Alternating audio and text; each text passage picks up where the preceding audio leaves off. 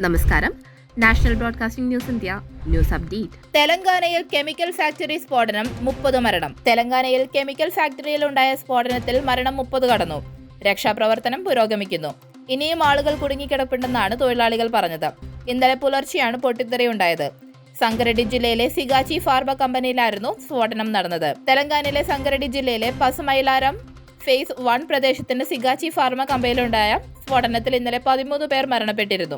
5 പേർ സംഭവ സ്ഥലത്ത് വെച്ചും മറ്റുള്ളവർ ആശുപത്രിയിലും വെച്ചുമാണ് മരിച്ചതെന്നാണ് വിവരം. സംഭവത്തെക്കുറിച്ചുള്ള വിവരം ലഭിച്ച ഉടനെ 11 അഗ്നിശമന സേന യൂണിറ്റുകൾ സ്ഥലത്തെത്തി തീയണയ്ക്കാനുള്ള പ്രവർത്തനങ്ങൾ ആരംഭിച്ചു. അഗ്നിരക്ഷാ സേനയും ദേശീയ ദുരന്ത നിവാരണ സേനയും ചേർന്നാണ് രക്ഷാപ്രവർത്തനം ആരംഭിച്ചത്.